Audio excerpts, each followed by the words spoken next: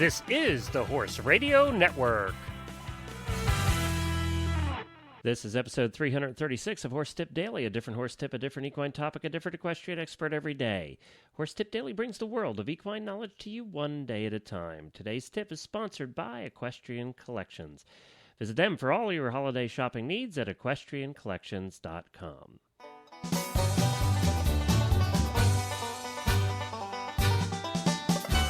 Hi, Glenn the Geek back with you from Best of Week here on Horse Tip Daily. If you're not quite sure what Best of Week is, yes, take a listen to yesterday's show, episode number 335. And the second most popular episode on Horse Tip Daily for the last 335 episodes was episode number 208 with Julie Goodnight, who happened to have been the first guest ever on Horse Tip Daily, so it's appropriate that she's in the top 5. This is Julie Goodnight from episode number 208. I hope you enjoy the Best of Week on Horse Tip Daily.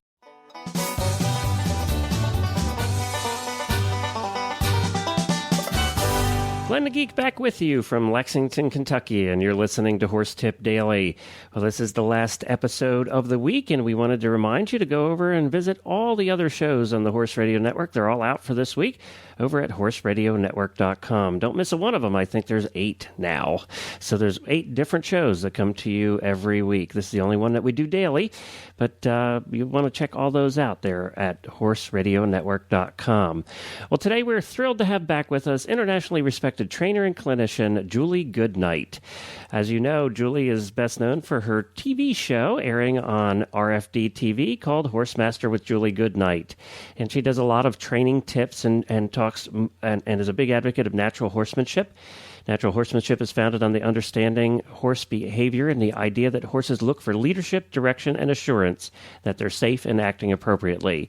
Julie strives to teach you how to master that ideal and emphasizes the importance of lifelong learning. She's very popular over there at RFD, and her clinics are very popular across the world as well.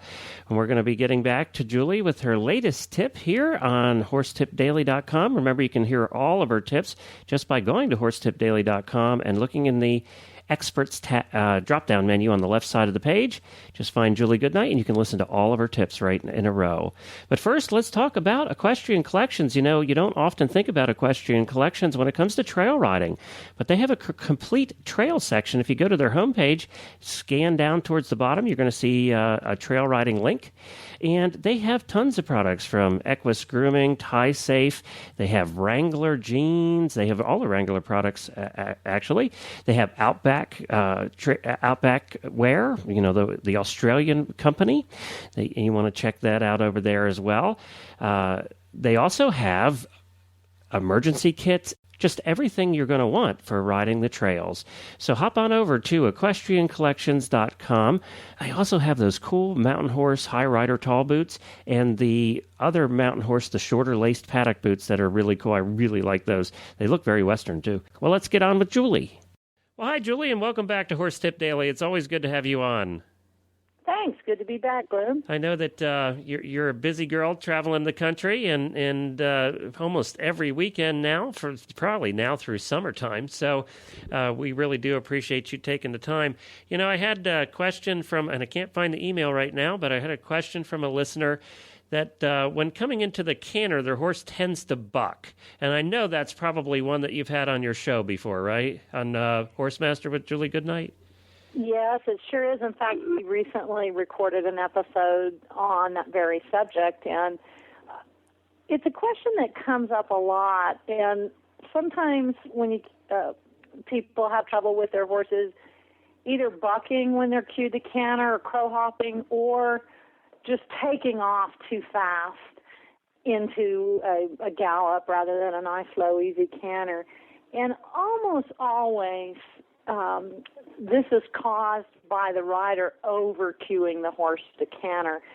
And I frequently tell people, whether it's the trot or the canter, if your horse goes into the gate, if he just launches into the gate like he was shot out of a cannon, chances are you over-cued him.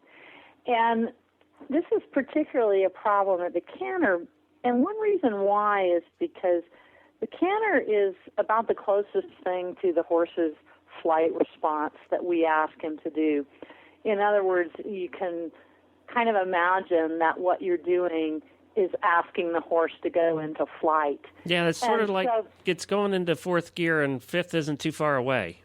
Yeah, and if there's any anxiety or if there's anything that may be just slightly wrong with the horse, that maybe it's so minor that you haven't even noticed it before, but for whatever reason he's having some mental or physical stress, and then you cue him out of the canter, and if you cue him sort of without warning and you over cue a little bit, it can easily trigger the fight response because it's so close to what you're asking him to do. And if he were enduring some sort of stress, he might be closer to the flight response anyway because of the stress. But the solution is usually pretty simple.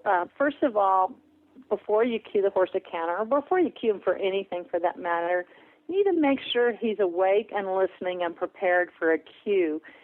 If he's thinking about something altogether different, or he's not thinking at all, and all of a sudden you jam this cue down his throat, you could get a shocked response from the horse, and that could be one thing that's causing the bucking or the horse to take off. So we prepare a cue, and believe it or not, we've all inadvertently taught our horses that before we ask them to do anything, we'll shorten the reins and we'll come to attention with our body and our position. So make sure before you cue the horse to canter that he's prepared for the cue, and you're going to do that by just slightly shortening the reins and at the same time closing your legs gently on the horse. And so you build a little energy at the horse at the same time you kind of take a hold of him. And what will happen then is he'll sort of come to attention. You'll feel and see his neck and head lift just a little bit, and his ears will come back to you. And that's how you know the horse is prepared for cue. That's basically his way of saying, what do you want me to do? Okay. And then the canter cue, like any cue, should have a sequence to it. And you're going to use outside leg. That sets the horse up to take the correct lead. A little lift of your inside rein puts your body in the canter position, which is that your inside is slightly lifted and your weight is in the outside stirrup. And then the actual cue to canter comes when you push with your seat.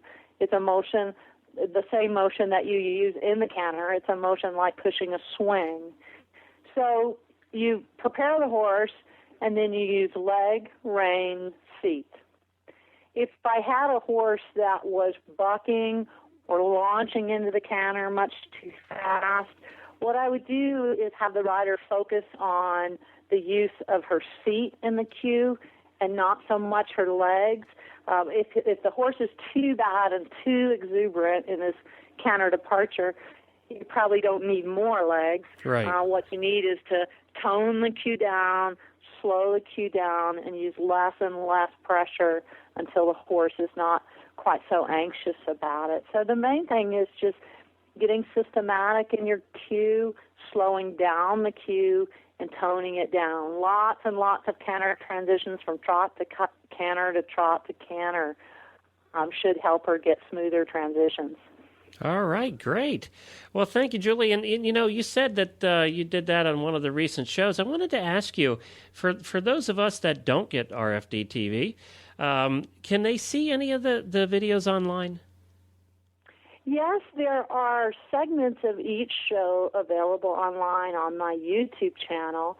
We're prohibited from the network for posting the entire episodes, but we try to put some meaty segments of the show up on YouTube, and you can go to my website, juliegoodnight.com, and just click on the Horse Master link, and you can find a list of all the episodes. There's articles that relate to each episode linked back to my website, and then the YouTube channel, and that's just youtube.com/juliegoodnight, has all kinds of video segments.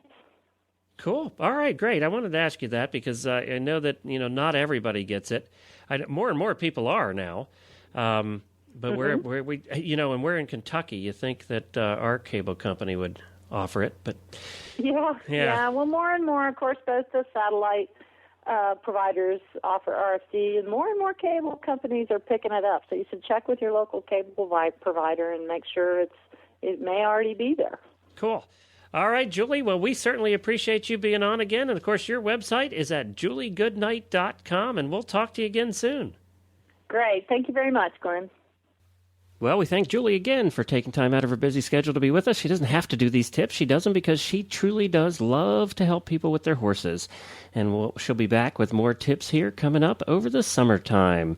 She was also one of the most popular guests we ever had on the Stable Scoop show. You can listen to that episode at stablescoop.com, episode number 40. Just look for episode number 40 or search for Julie in the search box.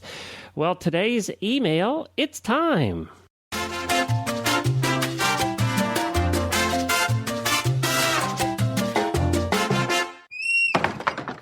Well, this email actually was from a girl named Jen. She didn't say where she was from. And it was actually for the new Tack and Habit show, but I thought I'd share it here as well. It says, "Thank you, Troxel, for making an affordable and stylish helmet that comes in all sizes. I am a fanatic, having used my helmet for their intended purposes a few times, and the availability of helmets with more than 3 sizes was dismal. Until now.